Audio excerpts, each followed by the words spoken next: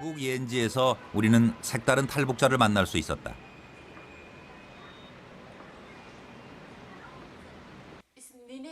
10년 전 탈북해 한국에 정착한 금숙은 열흘 전 많은 돈을 써가며 북한에 남겨진 동생을 어렵사리 빼내는 데 성공했다. 하지만 그때부터 금숙은 동생을 설득하고 있다. 동생인 은숙이 한사코 북으로 돌아가겠다고만 하는 것이다. 나라 아니겠 다른 사람들은 자유주의 나라 아니고 우리 자유주의 나라이기 때문에 자본주의 나라에서 우리 자유주의 나라 비방조사 한단 말이야. 중국에서 중국 사람들은 왜 욕하냐? 중국 사람들은 누가 욕하냐? 중국 사람들 다 욕하지. 다 그래 김정일이 하지. 니네 혼자 무섭지 않고 님 욕했다고 나발 보면서. 그거 우리 남자 손으로 가는 이건 그냥 남자 손 중국으로 이렇게 너무 먼 것 때문에 우리 저 공화국이야 이런 말을 들었어. 안 나가서 싹 죽었겠대요. 살아남은 데는 몇 명이나 죽은지 아마 300만 명 넘게 죽었대. 고난에 또 살아난 사람들이 있으니까 또 태어난 사람들이니까 인구 너무 많으니 그런 죽을 것 같지만 죽은 사람도 있어야지 사는 사람도 있지. 그냥 살아났는데 죽은 사람 없으면 어떡하니? 그 죽은데 제명이 못 죽으니까 그렇지. 다 제명이다. 뭐 제명이야? 배고파 죽은 것도 제명이야. 제명이다. 금숙은 서서히 포기하고 싶다. 사회주의 지키세. 지켜라 가서. 지키겠다. 어른 니들로 가서 확 지켜. 이제 우리 공화국 이제 빨리 통일됐어. 그러면 남한하고 우리 북조선이 수령이 하나 돼야 되니? 그래야 돼. 수령이 하나야 되는 거야. 한 사람 돼야 되니? 그렇지.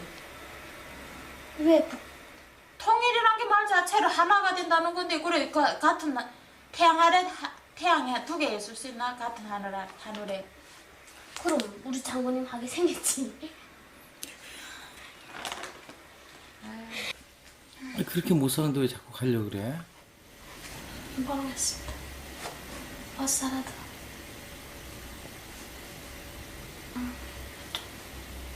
있었으면 좋긴 좋겠네. 버리지 마라. 거기에 뭐가 있길래 버리질 못해? 사실은 아무것도 없긴 없지. 부모님 계셔? 아니잖아. 개인적으로는 아무것도 없어서 거기가 태어난 것이요. 그걸 못 버리겠어? 조국이지. 조국?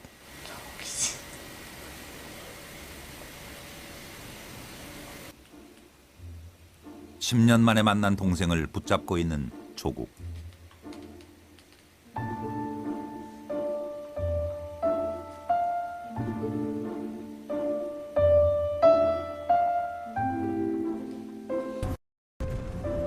다음 날 은숙은 기어이 북한으로 돌아가는 길을 택했다.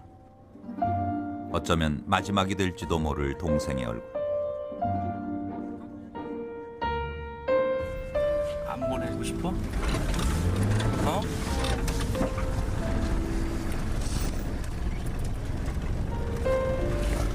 막상 보내려니까 어때?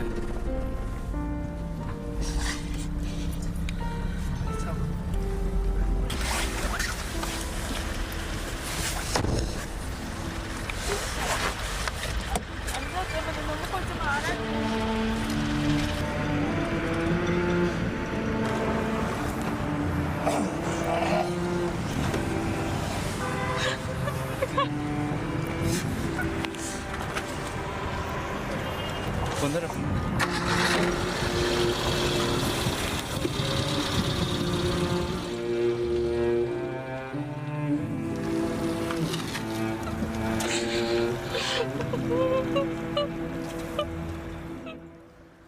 먹고 살자는 언니와 굶더라도 견디자는 동생.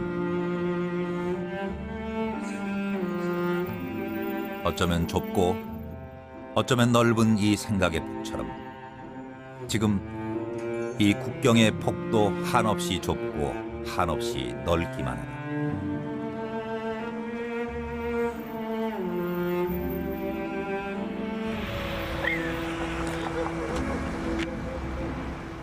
금방 한국에 왔을 때는 간증을 하다 보면 제 마음이 너무 아프고 또 잊고 싶었던 그런 옛 생각들이 자꾸 떠오르게 되고, 그리고 첫째도 둘째도 제 마음이 너무 아파서 그래서 간증을 초창기 조금 하다가 안 했어요. 그러다가 근래 간증을 미국에 갔다가 왔는데요. 그때도 하나님이 왜 나를 간증으로 미국까지 부르셨을까 이런 생각을 하면서 갔거든요. 근데 그때 두 번째 교회에 살 때 간증이 끝나고 한 성도님이 오셔가지고 말씀하시더라고요. 그동안 북한에 대한 마음이 없었고 왜 이 예배가 있는지, 왜 여기에 내가 있는지 하고 의문을 가졌는데 이 예배가 끝나고 하나님이 자기 마음에 티칭이 있었다, 이렇게 두드림이 있었다고 하시더라고요. 그때 제가 비록 그날 예배 간증이 시간에 쪼들려서 잘 하지 못했지만 그런 마음이 하나님이 이분을 위해서 나를 이곳에 부르셨구나 이런 마음을 가지고 또 이렇게 이 자리에 섰는데요. 제 얼굴에 고생한 흔적이 남아 있습니까? 예. 다 하나님의 은혜로 제 얼굴에 있던 근심 걱정 다 사라지고 또 행복한 모습이 남아 있는 것 같습니다. 먼저 기도하겠습니다. 은혜가 풍성하신 하나님 아버지, 오늘 이 귀한 자리에 부족한 저를 세워주시고 하나님의 은혜를 나눌 수 있는 시간을 허락해 주심에 감사를 드립니다. 지난 20년 동안 하나님이 저에게 베풀어 주신 은혜를 나누려고 합니다. 성령 하나님, 저에게 지혜를 더하여 주사 제 입술로 고백하는 모든 말들이 진실되게 하시고 또 이곳에 모인 성도님들도 함께 은혜 받는 시간 되게 하여 주시옵소서. 예수님의 이름으로 기도드립니다. 순복음 교회에서는 간증을 하면 간증문을 읽는 건가요? 목사님? 간증문 읽고 하시나요? 편한 대로 하십시오. 네. 마음대로 하십시오. 네, 저는 제 하나의 소원이 말을 정말 잘하는 게 제 소원이에요. 근데 제가 누군가 저에게 그냥 말하는 게 그냥 썰렁하게 하는 은사가 있다고 하시더라고요. 그래서 오늘 간증문을 적어왔습니다. 썰렁하게 하면 안 되니까 제가 가끔 이렇게 얼굴 들고 하겠지만 그래도 간증문에 읽으면서 할 테니까 여러분들 잘 들어주셔야 할 것 같습니다. 제가 아름다운 순복음 교회 온 지 벌써 반년이 지났습니다. 거의 10년의 사역을 내려놓으면서 이제는 북한에 대한 마음을 내려놓고 나만을 위한 그리고 우리 가족을 위한 삶을 좀 살아도 되겠다는 생각을 했습니다. 몸과 마음이 많이 지쳐서 그냥 쉼을 얻고 싶었고 주일 예배만 집중해서 드리면 되겠다는 생각에 처음 한 달은 참여하는 목적으로 다녔습니다. 그러다 점점 지치고 힘든 마음은 예배를 통해서 회복되었고 통성 기도를 통해서 다시 하나님께 더 가까이 나아가고자 하는 삶을 살고자 다짐했습니다. 오늘 저에게 주어진 시간 안에 저의 살아온 이야기를 다 할 수는 없지만 시작하기 전에 영상을 틀어야 하는데 깜빡했습니다. 네, 요거 동생 영상을 일단은 먼저 보고 시작하겠습니다.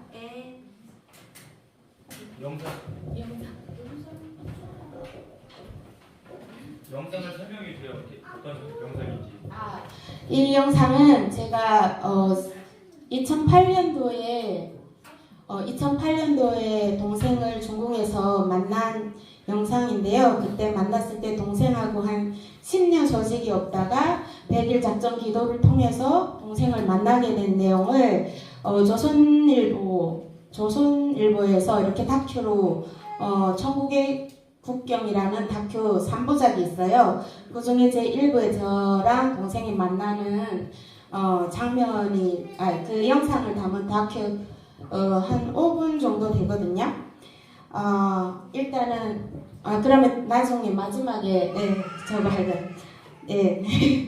그래서 동생 이야기 보고 시작하려고 했는데 제가 먼저 시작하겠습니다. 저의 고향은 함경북도 청진인데요. 사진 그럼 먼저 좀 보여주실래요? 청진이 어디냐면요. 저기 제가 표시한 곳 있잖아요. 저기가 제가 살았던 고향이고, 다음 사진 주세요. 이렇게 바닷가 옆에 있어요. 저기 있으면 저기 마을이고, 그 파란 초록색 보이잖아요. 요거는 여기 어려서부터 진짜 할머니도와 농사도 짓고 이런 곳이고, 다음 장 이렇게 바닷가 옆에 있어요. 바닷가 5분 정도. 저희가 파도가 세게 치는 날에는 저 바다에 가서 미역도 건지고, 또 저 바닷물을 떠서 소금 대용으로 사용하기도 하고 그랬던 기억이 나서 오늘 구글어스에서 이렇게 가져와 봤습니다. 네, 사진 내려주시고. 네. 저는 저렇게 저 고향에서 1남 2녀 둘째로 행복한 가정에서 태어났습니다. 부모님이 살아계셨을 때는 참 행복했어요. 아빠는 식료품 회사 운전사였고, 어머니는 가정주부로 저희 3남매를 세상 부러움없는 아이들로 키워주셨습니다. 어린 제 기억에는 엄마 아빠 사랑을 듬뿍 받으며 살았던 아주 행복한 기억이 남아 있습니다. 제가 5살 되던 해 아빠는 백혈병으로 돌아가시고, 15살에 어머니마저 위암으로 세상을 떠나시고 할머니와 함께 살게 되었습니다. 좀 전에 보여준 그곳이 할머니 집이었고요. 거기에서 제가 거의 17살까지 살았습니다. 1994년도 김일성이 죽고 북한은 고난의 행군 시기에 접하게 되면서 살기가 너무 힘들어졌습니다. 여러분, 고난의 행군이란 말 들어보셨어요? 예, 고난의 행군은 이렇게 배고파서 허리띠 졸라매도 우리 잠깐 있는 고난이다. 이제 우리 수령님이 다시 우리 배를 부르게 해주실 거라는 그런 믿음으로 고난을 행군한다, 이런 의미가 있고요. 그러면서도 그렇게 힘들게 살았던 시기가 있었습니다. 그때 저희는 식량이 다 떨어졌고, 봄에는 밭에 있는 풀을 5월에는 단오전에는 풀을 먹어도 독이 없어요. 그래서 밭에 풀이란 풀은 다 뜯어서 가져와서 저렇게 소금 바닷물로 이렇게 끓여서 간을 맞춰서 먹고 살았습니다. 하지만 밭에 풀도 없는 그런 시기에 오빠는 가출하고 저와 동생 그리고 할머니만 남겨졌습니다. 먹을 것이 없어 몇 날 며칠 굶어야 했던 시간들도 있었습니다. 이렇게 지내면 다 굶어 죽겠다 생각한 저와 동생은 먹을 것을 찾아 집을 떠났습니다. 저와 동생은 그때부터 기차역에서 지내는 꽃제비 생활을 하게 됩니다. 꽃제비란 들어보셨으리라 모르겠어요? 꽃제비 하면 참 이쁘죠. 하지만 집 없고 역전에서 생활하는 아이들을 꽃제비라고 부릅니다. 그런 생활을 낮에는 시장에 돌면서 주워 먹고 구걸하면서 지내고, 밤에는 역전에 있는 의자에 둘이 꼭 꿇어앉고 잠을 자는 생활을 하면서 지냈습니다. 여름에는 밖에서 자도 괜찮았지만 겨울에는 너무 추워서 밤을 자고 나면 제 주변에는 굶어서 죽고 얼어서 죽은 사람들이 매일매일 들려져 나갔습니다. 그렇게 1년 정도 꽃제비 생활을 하다가 고아들을 돌보는 곳에 들어가게 되었습니다. 고난의 생군 시기가 절정을 이루던 시기라 굶기도 하고 아파 죽을 고비도 여러 번 넘겼습니다. 그럴 때마다 동생은 언니가 죽으면 나 혼자 어찌 하냐며 울며 제 옆에 꼭 붙어 다녔고, 제 말이라면 죽는 신용까지 할 정도로 정말 착한, 말 잘 듣는 동생이었습니다. 제가 아플 때는 혼자 먹을 것을 구하러 나갔다가 빵 한 조각 얻어와 눈물 흘리면서 나눠 먹던 동생과 이별을 하게 됩니다. 동생과 함께 지내다 성인이 된 저는 도시 건설대에 뽑혀갔고, 동생은 남아있어야만 했습니다. 떠날 때 눈물 흘리면서 함께 가자고 하던 동생의 모습을 뒤로 한 채 저는 떠날 수밖에 없었습니다. 떠나면서 언니가 돈을 벌어서 꼭 올 테니 기다리라고 말을 남기고 저는 떠나갔습니다. 1년 후 동생을 찾아갔을 때 동생은 강원도에 있는 과원에 가고 없었습니다. 여기도 강원도 있지요. 북한에도 강원도가 있습니다. 거기에 초등학원에 동생이 갔고 제가 왔을 때는 동생이 없었습니다. 언니와 떨어지지 않겠다고 때를 쓰던 동생을 생각하면 지금도 마음이 아려옵니다. 그때 당시 동생을 찾아갈 수도 없었습니다. 다행히 전에 듣기로는 고아원에서 먹을 것도 잘 먹고 입을 것도 잘 입힌다는 소식을 전해 들었습니다. 나보다 그곳에 지내는 것이 동생에게는 더 좋을 것이라고 생각하고 저는 다시 역전 생활을 하게 되었습니다.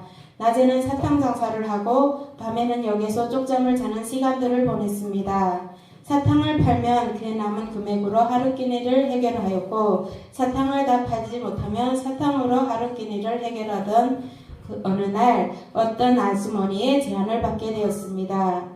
중국에 가면 돈을 많이 벌 수 있고 쌀밥을 먹을 수도 있고 좋은 사람을 만나 결혼을 하면 가족도 도와줄 수 있다고 하였습니다.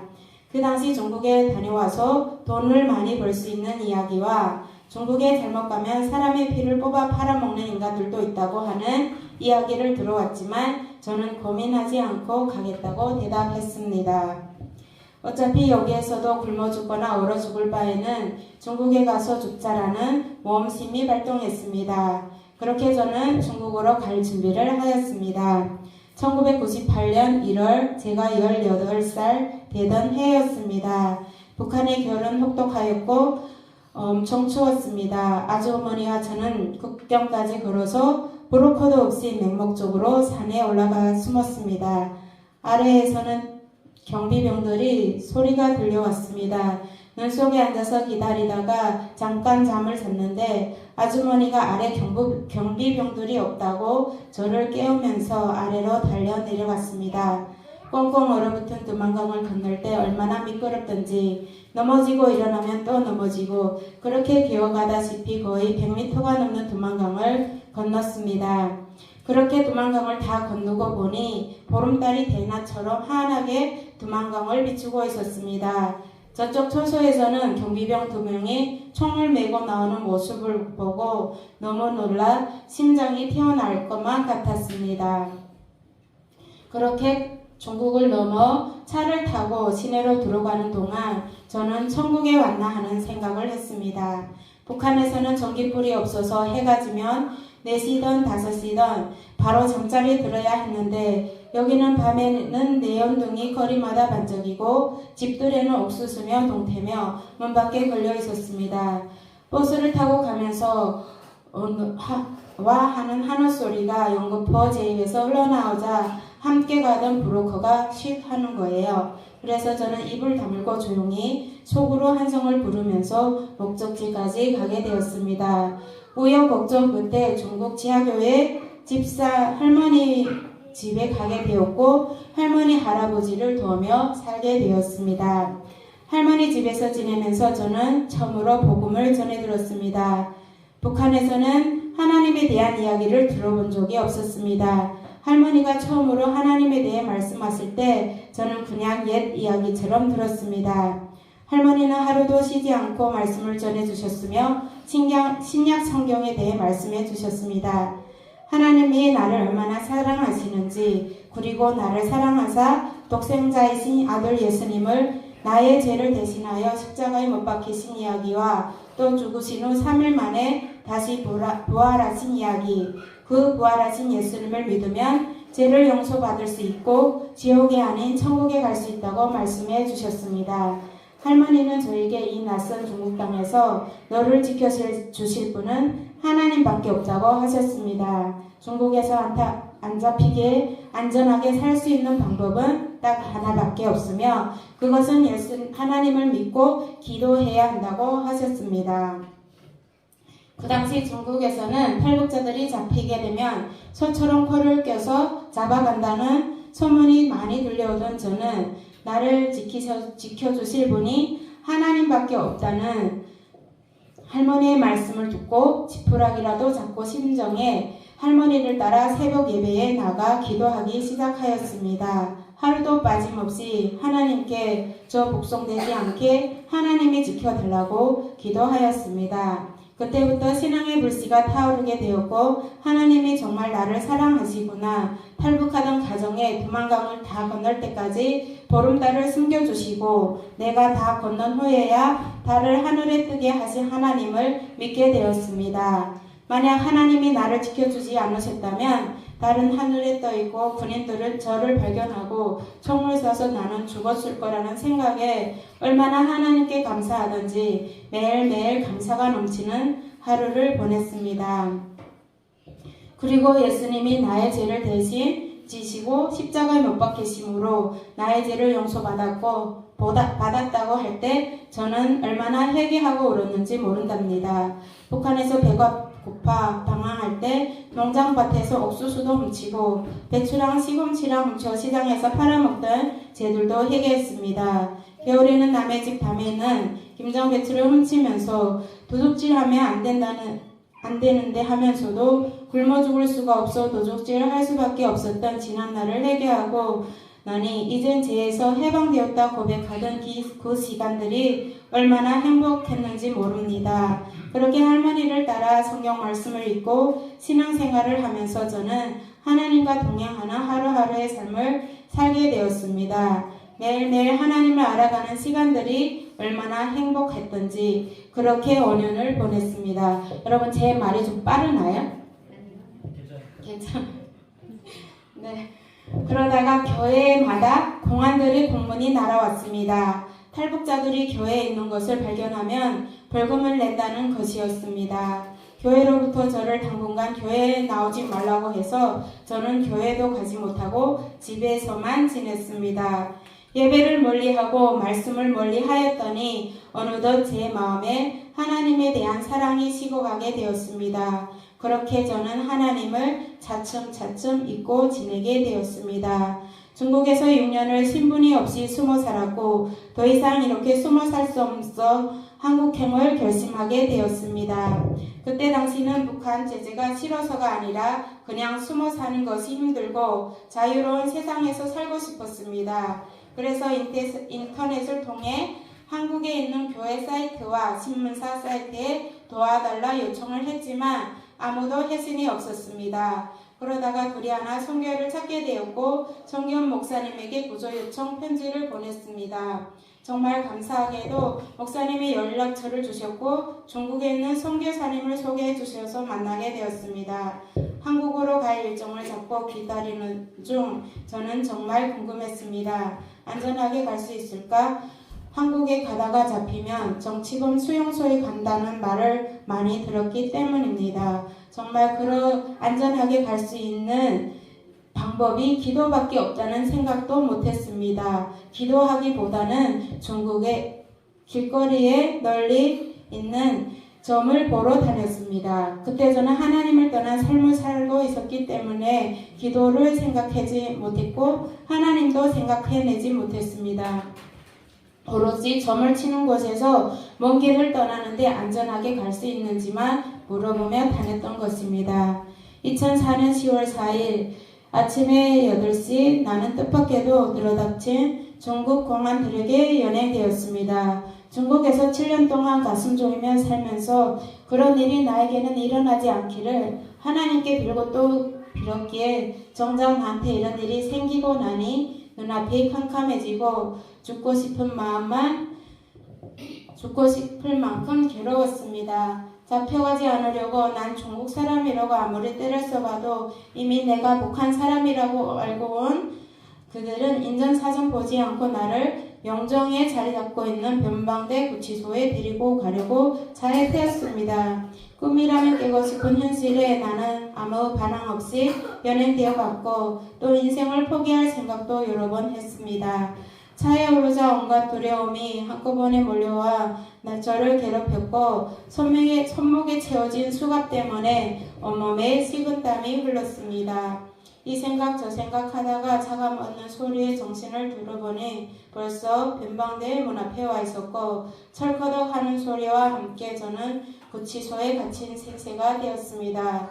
구치소에는 벌써 4명의 여자분이 갇혀 있었습니다. 처음에는 서먹서먹 하던 것이 시간이 좀 지나자 서로 안면을 익히고 북한의 정세 그리고 잡혀갔던 일들을 나한테 이야기해 주었습니다.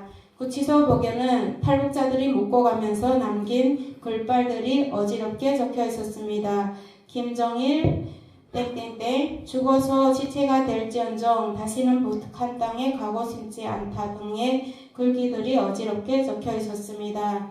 저는 무섭고 두려워 뜬 눈으로 밤을 지냈습니다. 두보를 타고 흐르는 눈물은 어느새 베개빗을 적섰고 두려움은 내 머릿속을 떠날 줄 몰랐고 내가 지금 지옥에 와 있는 건가 하는 착각 속에 지내게 되었습니다. 북한 땅을 성공해서 꼭 다시 밟으리라 다짐했었는데 이런 죄인된 모습으로 돌아갈지언정 차라리 죽자 하는 생각이 제 머리를 때렸습니다. 그 당시 머리핀이 하나 있어 뾰족한 부분으로 제 손목에 핏줄을 찔렀지만 잘 들어가지 않았습니다. 사람의 가족이 그렇게 즐길 줄을 그때 처음 알았습니다. 아픈 것도 잊은 채 하염없이 눈물을 흘리면서 그곳으로 한 점 한 점 찍어 내려가기 시작하여 바늘구멍만한 구멍이 뚫렸고 그곳에서 샘물이 솟아나듯 피가 조금씩 솟아올라왔습니다. 그 당시 정신이 나간 사람 마냥 그냥 찌르고 또 찌르고 그 피가 나오는 구멍으로 머리핀을 넣고 가죽을 자르려고 하던 찰나 중국 경찰이 부르는 바람에 제정신이 돌아왔습니다. 그래서 그냥 휴지 종이로 나오는 피를 잠깐 정지시키고 사진을 찍으러 갔다가 돌아왔습니다. 제가 돌아오니 간판에 있던 여자분들이 머리핀을 버렸다고 하면서 왜 그 어린 나이에 죽으려고 하느냐, 가서 또 올 기회가 있으니까 너무 두려워 말라 등 위로해 주었습니다. 그날 밤 자리에 누워서 저는 갑자기 하나님이 생각나기 시작했습니다. 하나님과 함께 했던 지난 5년들과 하나님을 떠나 살았던 1년들을 비교해 보면서 내가 얼마나 비참한 생활을 살아왔는지 회개하며 기도했습니다. 기도를 하고 난 후에 두려움 대신 희망이 생겼습니다. 하나님이 내가 이대로 한국에 가면 하나님을 떠난 삶을 살 것을 이미 아셨구나 하는 마음이 들었습니다. 내가 한국에 가면 다시는 북한에 올 수 없고 또 동생 소식도 들을 수 없으니 이렇게 기회를 주신 거라고 힘들 때 함께 하셨던 하나님을 의지하면서 고향에 돌아가는 거야 하고 다짐했더니 마음 한구석이 평안함이 찾아왔습니다. 그 다음날 오후 북한으로 가기 위해 7명의 사람들이 버스에 올랐습니다.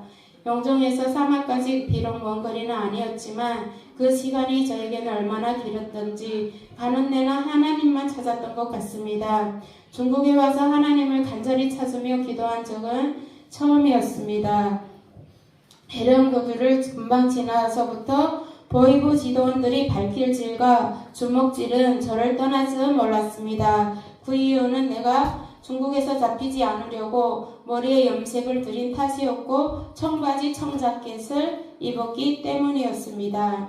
조사를 받기 전에 신체 검사를 하는 시간이 있었습니다. 신체 검사를 하는 이유는 몸에 돈을 숨기고 들어왔는지 확인하는 절차였습니다. 다들 옷을 벗고 검사를 하려는 사이 제가 어제 긁었던 손목구멍에서 피가 뿜어져 나왔습니다. 깜짝 놀란 지도원들은 왜 피가 나오는지 물어봤지만 저는 수갑을 너무 꽉 채워서 움직여서 그런다고 대충 불러냈습니다. 만약 내가 손목을 그었다고 하면 저는 정치범이 되는 것이기에 저는 거짓말을 했습니다. 그렇게 신체 검사는 중단되었습니다. 저는 조사받는 도중에 여러 지도원들의 발기질에 다리가 검은 멍이 들어 다리를 잘 쓰지 못해 한 발을 쩔뚝거리며 걸었습니다. 영화에서나 보던 구치소 감방 생활을 그렇게 시작되었습니다.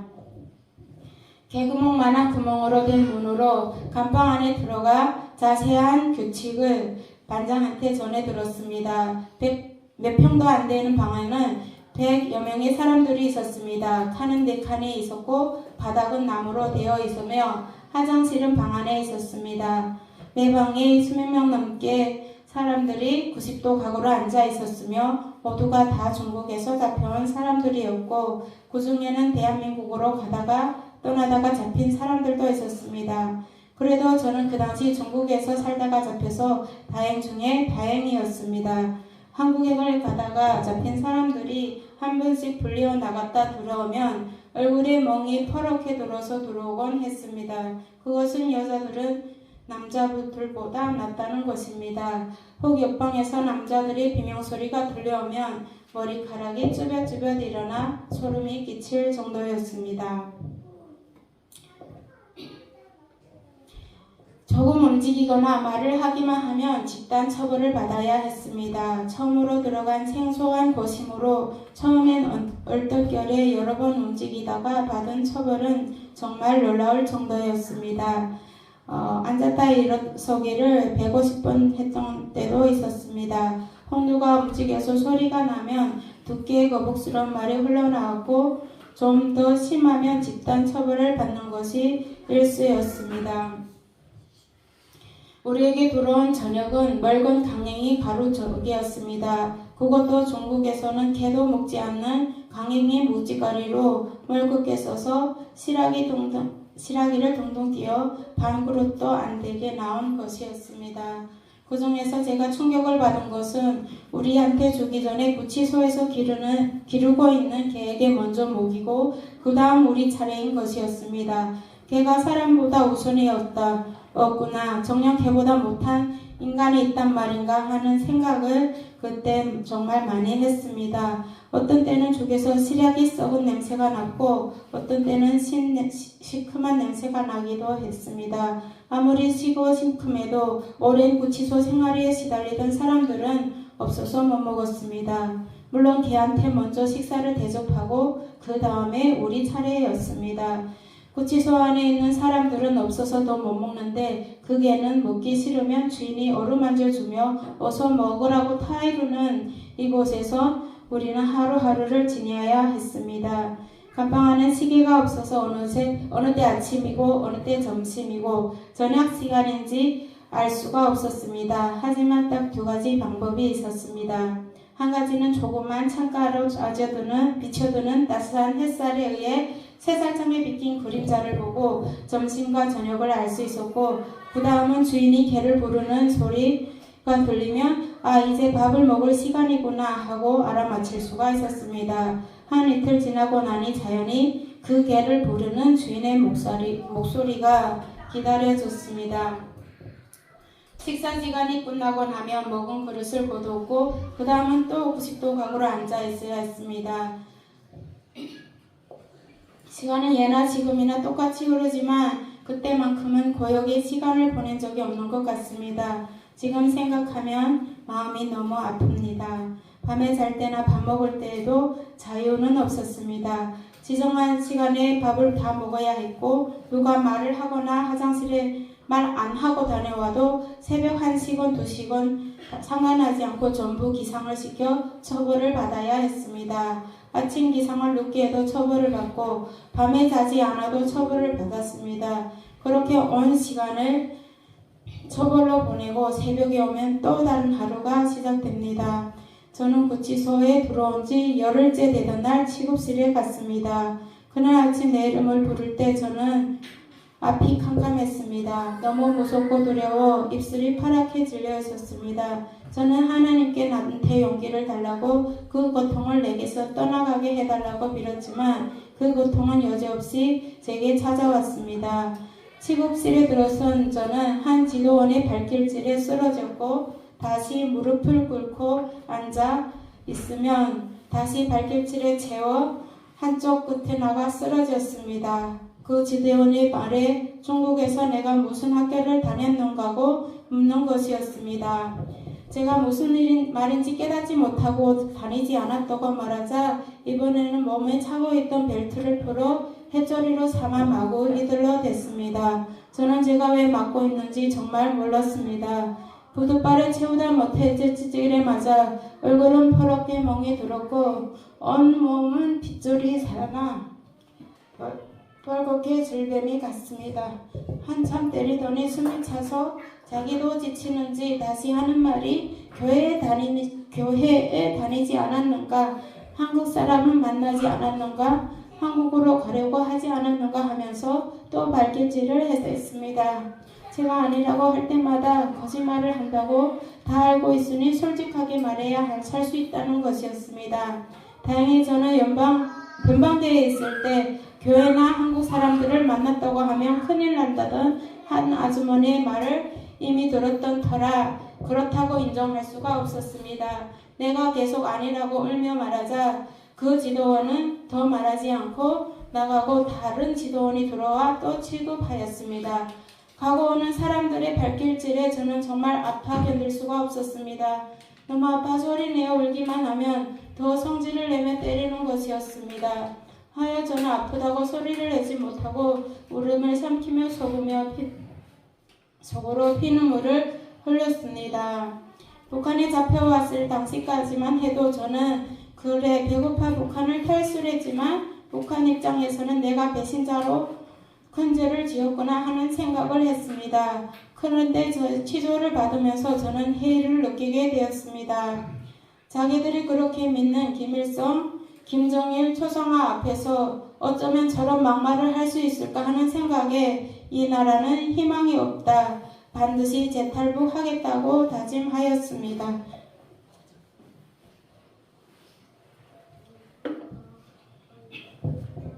취조가 끝나고 구치소 병원에 들어와서 저는 성경 말씀이 떠올라 얼마나 울었는지 모릅니다.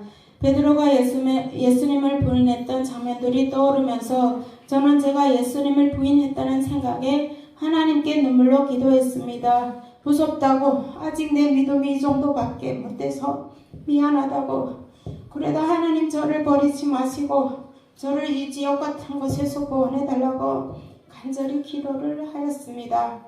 시국이 끝나고 그 다음날 저는 같은 호실에 있는 사람들의 눈물과 보람을 뒤에 남겨둔 채 구치소를 떠나 해령농군대에 갔다가 더 직결소, 라남 보이부, 라남 단련대로 가게 되었습니다. 단련대로 가는 동안 많은 일들이 있었습니다. 시장통에서 사람들이 많이 모인 자리에서 군중 심판을 받기도 하였습니다. 우리와 같은 인간들하고는 하나를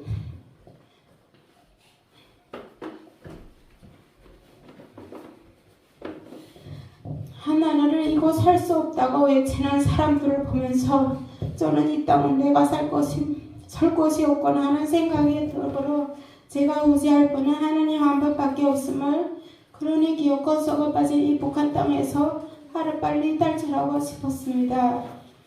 아침에 일어나서는 오늘 하루 이겨낼 수 있는 힘을 주시고 함께 해주시길 기도했고 밤에 잠자리에 들 때 여리고 성이 무너진 같이 저 쩔뚝한 벽돌이 무너지게 해달라고 그것이 안되면 자다가 일어나 눈이 떴을 때 이것만 아니면 된다고 그러니 하나님 도와달라고 매일매일 기도했습니다. 그렇게 하루를 기도로 시작해서 기도로 마무리를 할 때면 아무리 힘든 노동과 핍박에도 견딜 수가 있었고 비록 아침에 눈을 떴을 때 같은 철조망 안에 있었지만 그래도 하나님이 나를 지켜 주셨다는 확신으로 새 힘을 얻었습니다. 단련되는 30-40명의 사람들이 잡혀서 노동을 시키는 곳입니다. 그곳에는 사방에 높은 담장과 위에 사슬로 둘러싸여 있었습니다. 경비를 서는 사람은 2명이었고 높은 철문은 굳게 닫혀져 있었습니다. 그곳에서 탈출한 어떤 여성분은 부모님의 신고를 해서 보이부 사람들에게 잡혀 맞아서 내진탕까지 왔습니다. 그래서 무서워서 누구도 도망을 치려고 하지 않았습니다. 단련대에 잡혀 있으면 6개월 동안 강제 노동을 해야 했고 보호자가 데리러 오지 않으면 언제 풀려날지도 모르는 상황이었습니다. 단련대에 잡혀 있을 때 저는 후두염이 와서 고열로 일주일 정도 아팠습니다. 하여 고향에 있는 친척들에게 소식을 전했지만 한 명도 찾아오지 않았습니다. 저는 이를 악물고 살아야겠다 다짐하였습니다. 몸이 퉁퉁 부어있어도 소금물로 양치질하면서 죽지 않기 위해 하루하루를 기도하면서 버텨냈습니다. 그렇게 매일매일 하나님이 주시는 힘으로 버텨오던 중에 단련대를 탈출할 기회가 찾아왔습니다.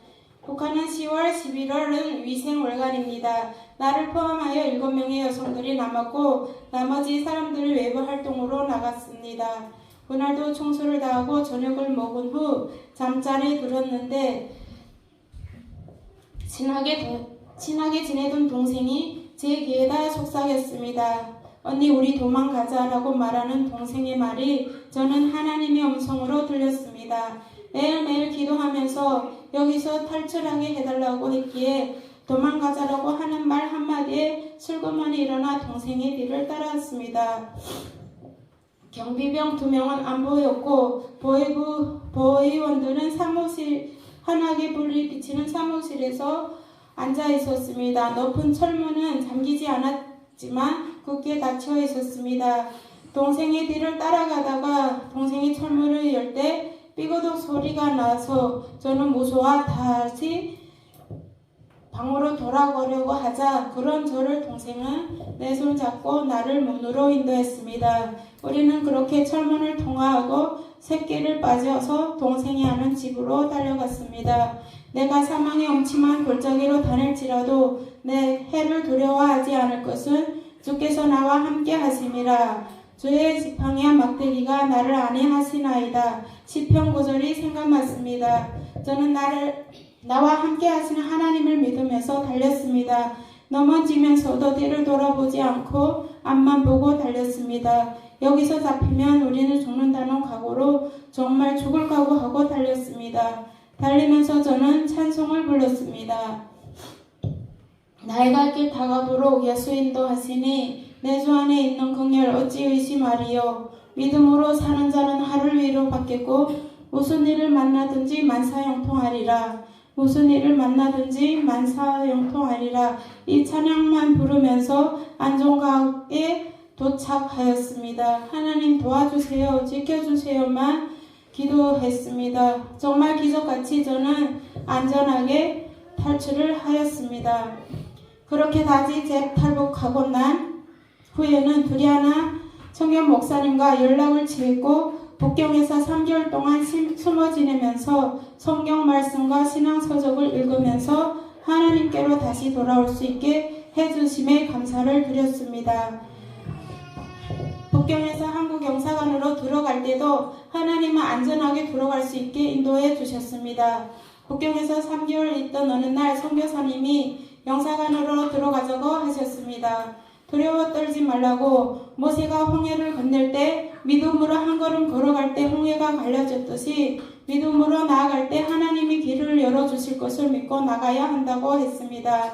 저는 선교사님의 말씀을 들으면서 그래 여기까지 오게 하신 하나님이 나를 지켜주실 거라는 확신이 들었고 순종하며 결단을 내렸습니다. 정말로 하나님은 일하고 계셨습니다. 경비가 심한 영사관을 저녁 7시에 경비 1명만 남게 하셨고 저희가 들어갈 때 물론 한국교회에서 영사관에 있는 탈북자들에게 맛있는 간식을 가지고 예배드리러 들어가는 틈을 이용하여 안전하게 영사관을 들어가서 눈물로 하나님께 감사의 기도를 드렸습니다. 저는 영사관에서의 매일매일을 성경 말씀과 신앙 저정을 읽으면서 하나님께 가까이 나아가는 삶을 살았습니다. 그러다가 6개월이 지나서 폐에 물이 가득 차서 수술도 하였고 결핵이라는 진단을 받고 먼저 대한항공기를 타고 직행으로 한국에 오게 되었습니다. 한국으로 와서 능박성 결핵, 복막성 결핵, 난소암 진단을 받았습니다. 암이 걸렸다는 소식에 그때 저는 하나님께 감사했습니다. 하나님, 한국 땅을 밟아보게 하셔서 감사합니다. 이젠 죽어도 여한이 없습니다. 그렇게 한 달을 국군수도병원에서 지내고 다시 한 달을 천안당국대 병원에 입원하게 되었습니다. 병원에 입원했을 때 청기현 목사님을 연락하게 되었고 천안에 계시는 양부모님을 만나게 되었습니다. 그분들의 따뜻한 돌봄으로 인해 가정의 온종을 느꼈습니다. 어려서 부모님을 여의고 아빠 엄마라고 부르고 싶어도 부를 수 없었던 제게 하나님은 양부모님을 가족을 보내주셨고 가족과 함께 마지막 시간들을 좋은 추억을 가지고 가자 생각하며 하루하루 감사하며 보냈습니다. 그 후에 조직검사를 다시 받으니 암이 아니라고 오진이라고 했습니다. 의사들은 오진이라고 할지 모르지만 저는 하나님이 암을 고쳐주셨다고 확신합니다. 여러 차례 조직검사를 했는데 오진이라니요. 그건 불가능하다고 생각합니다. 하나님이 고쳐주셨습니다. 그렇게 저는 한 달 후 태어나요 하나원이라는 곳에 가서 교육을 받고 한국에 정착을 하게 되었습니다. 하나원을 나오면서 저는 다짐하였습니다. 하나님이 나에게 선물해 주신 두 번째 인생을 값지게 잘 살아내야겠다고 다짐했습니다. 한국에 와서 누리아나 선교에서 생활을 하였습니다. 그곳에서 공부를 하고 싶었습니다. 북한에서는 고등학교를 졸업을 했지만 생활 형편이 좋지 못해 하고 싶은 공부도 하지 못했습니다. 그렇게 한국 외국어 대학 중국어 학과를 입학했고 또 졸업했습니다. 대학 생활을 하던 중 크리스마스 전날 눈 오는 날 동생을 그리워하는 글을 누리아나 사이트에 올렸습니다. 첫눈이 내리면 눈사람을 만들고 또 눈송이에 사카린 넣고 아이스크림을 만들어 먹던 동생이 생각나서 올린 글이었습니다. 그 글을 보시고 목사님께서 100일 작정 기도를 하자고 하셨습니다. 10년 동안 헤어져 소식조차 모르는 동생을 위해 기도를 시작하였고 하루도 빠짐없이 간절히 기도했습니다. 저는 100일 후 동생 소식을 들을 수 있다는 확신으로 기도했습니다. 하지만 100일 작정 기도 후에 동생에게 소식이 없었습니다. 그때 저는 목사님에게 왜 100일이 지났는데 동생 소식이 없냐고 따지듯 물었습니다. 목사님은 말씀하셨습니다. 하나님의 시간과 우리의 시간은 다르다고. 저는 실망하지 않고 기도를 계속했습니다. 그렇게 하나님의 시간에 저는 동생이랑 연락을 취하였고 중국에 가서 동생을 만나 15일을 함께 지냈습니다. 10년의 세월이 흐른 뒤에 동생을 만나 한국으로 데리고 오고 싶었지만 이놈의 차이로 동생은 다시 북으로 돌아갔습니다. 예전에는 떨어지면 죽을 것 같아 아파하던 동생은 어디에도 없었습니다. 언니는 나를 버렸지만 장군님은 나를 배불리 먹여주시고 입혀주셨다고 라고 말하는 동생이었습니다. 동생은 북으로 저는 남으로 돌아왔습니다. 비록 동생과 함께 오지는 못했지만 동생과 함께 지내면서 복음을 전할 수 있음에 감사했습니다. 앞으로 어렵고 힘든 일이 있으면 꼭 하나님을 찾으라고 그리고 꼭 예수님의 이름으로 기도하면 하나님이 너를 주실 거라고 여러 번 강조해 말했습니다. 그렇게 동생과 헤어져서 15년이 흘렀습니다.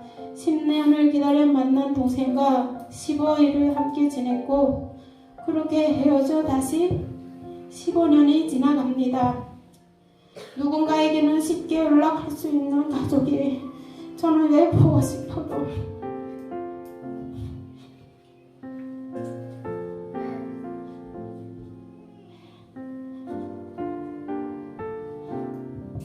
목소리를 듣고 싶어도 연락을 할 수 없는지 하나님께 원망할 때도 있었습니다.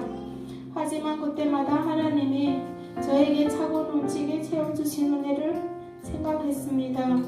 하나님을 몰랐을 때 저를 먼저 찾아주신 분은 하나님이심을 고백해봅니다. 두만강을 건널 때, 북한에 잡혀갔을 때, 그리고 탈련대에서 탈출했을 때, 다시 재탈북하여 한국으로 오기까지 늘 하나님이 저와 함께 계셨음을 오늘 다시 고백해봅니다. 그런 하나님이기에 지금 이 순간 힘들다고 하나님이 옆에 계시지 않은 것만 같을 때 지난날 힘든 시기에 함께 하셨던 하나님을 기억하며 극복해 나가보려고 합니다.